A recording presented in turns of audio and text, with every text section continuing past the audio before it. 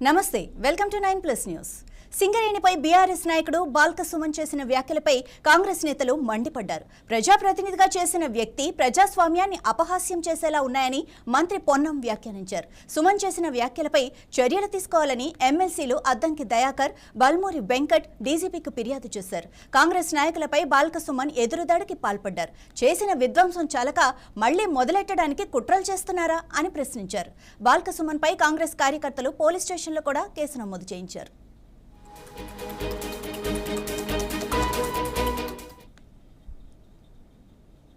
నిన్న మా భీమారంలో national highway దిగ్బంధించారు మా వాళ్ళు.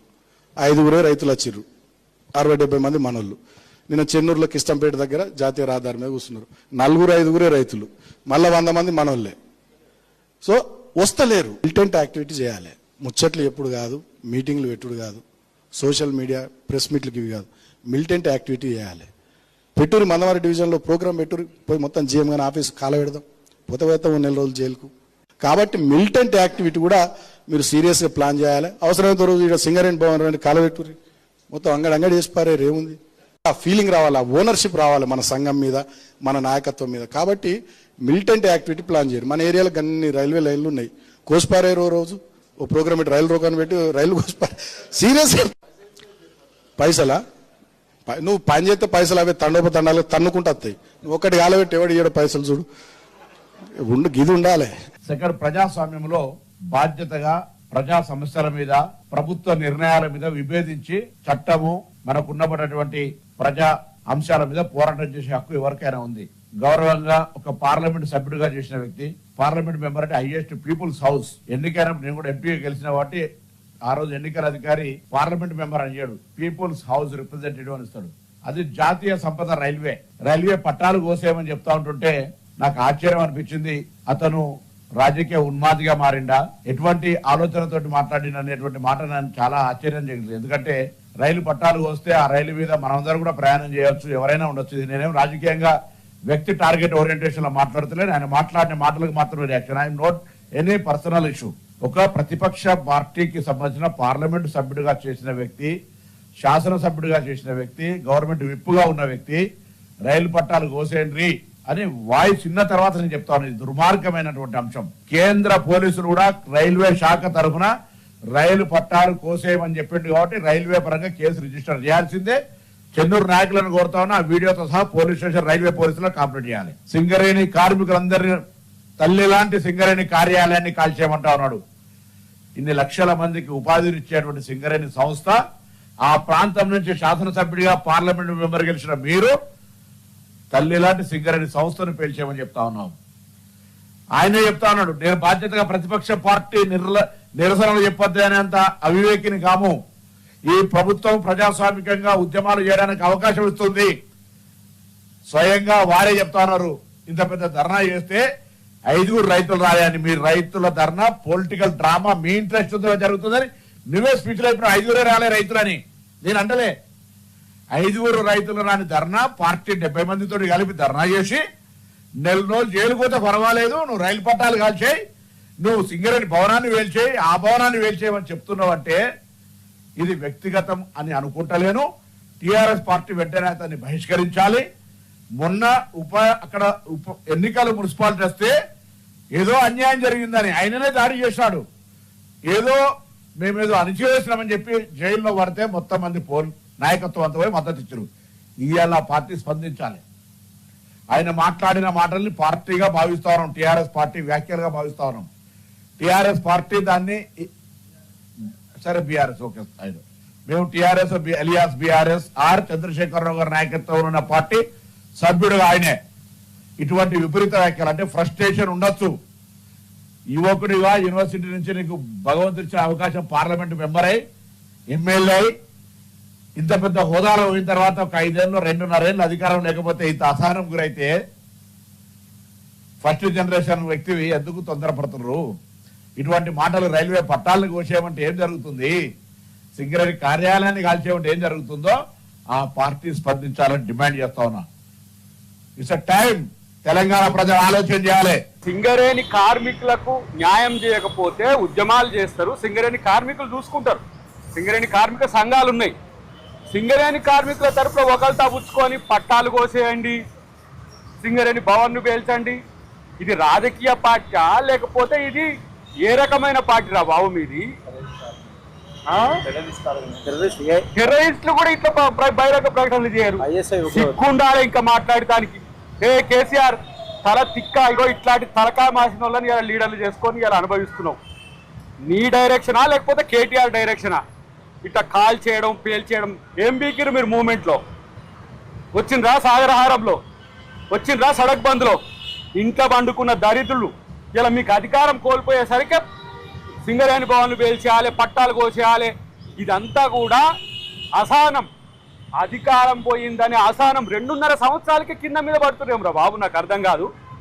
నేను చెప్తున్నా, సుమనే కాదు, సుమన్ లాంటి ఇంకొక 5-6 వ్యక్తులు వీళ్ళ ప్రాపకం కోసం మిమ్మల్ని బలి చేస్తారు.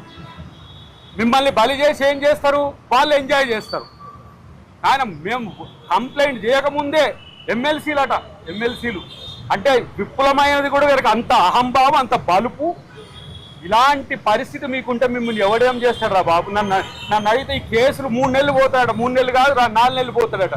మరి ఇట్లాంటి వాడు ఏం చేయాలి? ఇట్లాంటి వాడిని ఏం చేయాలి?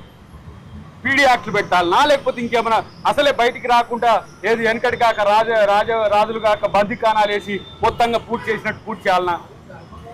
ఇలాంటి యొక్క రీతి బీఆర్ఎస్ రీతి తెలంగాణ ప్రజలారా గమనించండి.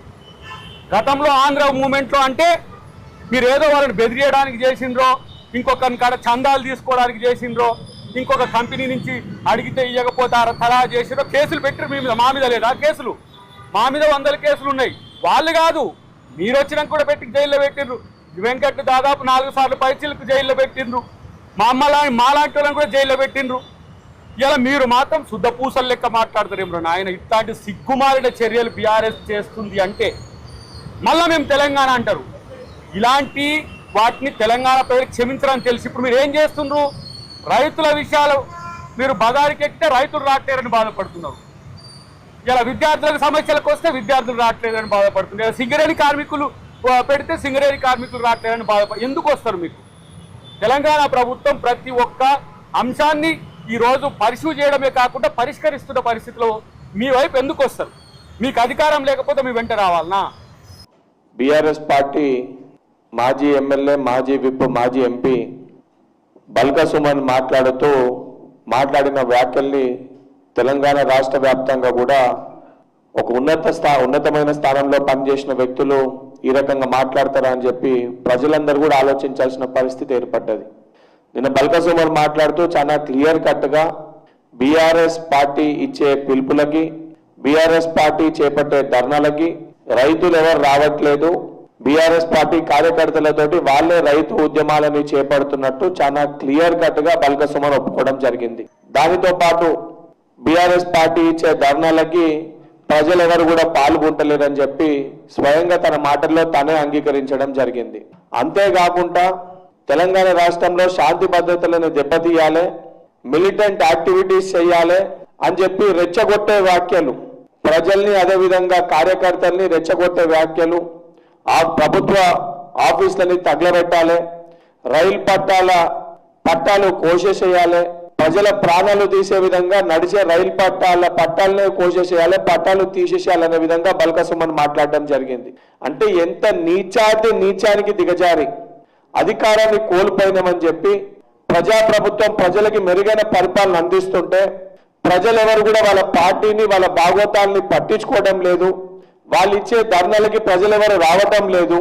ఏ రకంగా కూడా అటెన్షన్ ని డ్రా చేయాలనే ఒక ఉద్దేశంతో తెలంగాణ రాష్ట్ర వ్యాప్తంగా శాంతి భద్రతలను భంగం తీయాలనే ఒక ఉద్దేశంతో బల్క సుమన్ రెచ్చగొట్టే వ్యాఖ్యలు చేసినట్టు చాలా స్పష్టంగా మనకు అర్థమవుతుంది. ఎందుకంటే నేను రాష్ట్ర మంత్రులకి, ముఖ్యమంత్రి గారు కూడా ఈ మధ్యలో సెక్యూరిటీని తగ్గించుకొని, కాన్వే తగ్గించుకొని వారు వెళ్ళడం జరుగుతుంది. వారు కూడా అప్రమత్తంగా ఉండాలని చెప్పి వారిని కూడా నేను కోరుతున్నాను ప్రెస్ మీట్ ద్వారా. ఎందుకంటే కావాలని చెప్పి తెలంగాణ రాష్ట్రంలో శాంతియుతంగా ఉన్న తెలంగాణ రాష్ట్రాన్ని ఈ బీఆర్ఎస్ పార్టీ దొంగలు కొంతమంది గూండాలతోటి, వాళ్ళ పార్టీలో ఉన్న కొంతమంది గూండాలతోటి ఈ రకంగా కార్యకర్తల్ని రెచ్చగొట్టి ఆఫీసులు తగలబెట్టించి రైలు పట్టాలని కోసేసి సామాన్యమైన ప్రజలకి ఇబ్బందికర వాతావరణం తీసుకొచ్చే ప్రయత్నము బీఆర్ఎస్ పార్టీ నాయకులు చేస్తున్నారు. దీంట్లో ఏదో కుట్ర దాగుంది. రాష్ట్ర డీజీపీ గారు కూడా నేను విజ్ఞప్తి చేస్తున్నా, ఏదైతే నిన్న బల్క సుమన్ మాట్లాడిన మాటలని సొమోటోగా మీరు తీసుకోవాలి.